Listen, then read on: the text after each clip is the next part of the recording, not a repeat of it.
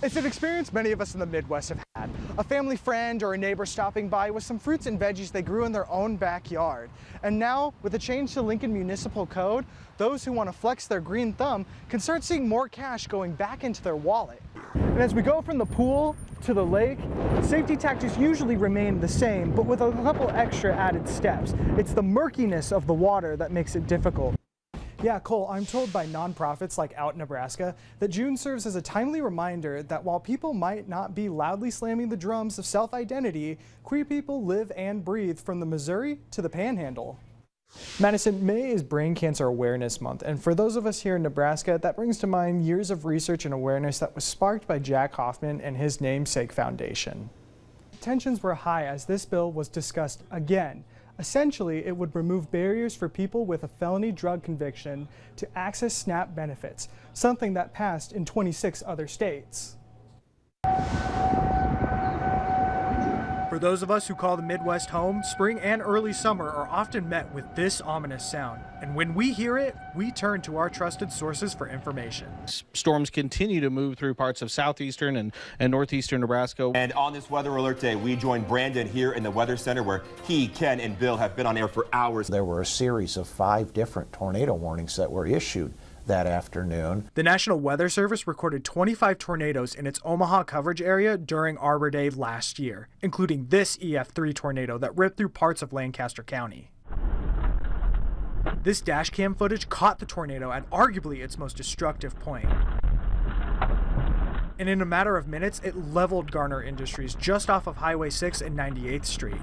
And around 70 people were inside the building at that time. Everything else can be replaced, it's just stuff. And so the fact that nobody was hurt seriously or killed was really a minor miracle. And 1 year later, you can still see that most of the rubble still remains, but that soon could change. We reached out to Garner Industries for comment, which they passed on, saying the events of last year are still very raw to them and their employees. And we did some digging and got records from the city of Lincoln that shows a demolition permit was issued to CL Construction just today, a company based out of Wahoo. The company saying in part, "We're honored that Garner Industries has entrusted us with the responsibility of clearing the site, paving the way for its transformation into a space that once again serves and benefits the Lincoln community." County Commissioner Rick Vest has been overseeing some of this work. The rebuilding process is very long and very challenging. I do believe that we are making progress. We're going in the right direction with clearing out. CL Construction says they expect to be on site in the next few weeks to start cleaning up, bringing a new chapter to this story more than a year later. Reporting in Lancaster County, Jackson Wilford, 1011 News. With the new ordinance, we can actually sell that to the community and have the community participate in the garden. Over at Arapahoe Community Garden, excitement is budding thanks to new possibilities. The garden was recently approved for a builder's grant, which is reinforcing some fencing and adding additional beds to the lot.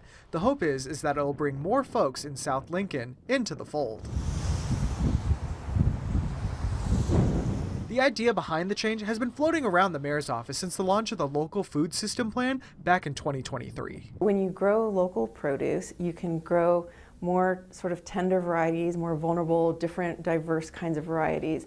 And when you eat them, they're so fresh, they're chock full of nutrients, and they're much more flavorful. Giving Made with Love a brand new meaning. The city says they hope to see a blending of cultures as folks from different backgrounds buy and sell to each other, expanding our plates and palates. I really look forward to the day, in a couple months from now, hopefully, when a Lincoln resident could just walk down their street and maybe they'll find a couple people selling salad greens or fresh herbs. Now, before you go digging up your own backyard, you might want to get a quick refresher on what these changes with this new ordinance are. For a complete list and a refresher, head over to our 1011 Now app and click on this story. Reporting in Lincoln, Jackson Wilford, 1011 News. When the bill first passed, 32 votes sent it to Governor Jim Pillen's desk. Last Wednesday, Pillen vetoed the bill, and the unicameral picked it up to try and override the veto.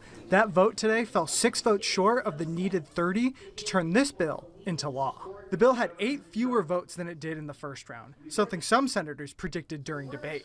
I've never cast a vote based on fear of another elected official. I just say to underscore how deeply foreign it is to me to compromise a policy that I believe in, not because the facts changed, but because someone in power disapproved. Others argued that it's not within the state's job to help people with felony drug convictions. Senator Roundtree is trying to accomplish with this. I appreciate what he's trying to do, but I think that this is more appropriately meant for something that a charity or a church should be doing. After the override vote failed, Governor Pillen sent out a statement saying in part, quote, "We can't let repeat felons take advantage of the system. I'm grateful to the legislators who stuck together and helped sustain a common sense veto." Executive Director of the ACLU in Nebraska, Mindy Rush Chipman, added, "The SNAP ban will make life harder for struggling Nebraskans, adding food insecurity into the mix of collateral consequences that are already hurting them and their families long after their sentence ended. Meanwhile, all Nebraskans will continue to feel the impact of a state that continues to choose punishment over people." Reporting in Lincoln, Jackson Wilford, 1011 News. Promptly titled Art in the Garden, everything from the ponds to the top of the hills are beautiful and rich and golden. Those ideas are encapsulated in this year's theme, Golden Hour, which challenged 50 of the artists at Clement Noyes Art Gallery to come up with works following this prompt. Let's get right into the answer and then work our way backwards. The one who has the final say in deciding if the classroom is closed for LPS is Superintendent Dr. Paul Gossman. We're not going to close school anytime we're simply below zero, as an example, or below freezing.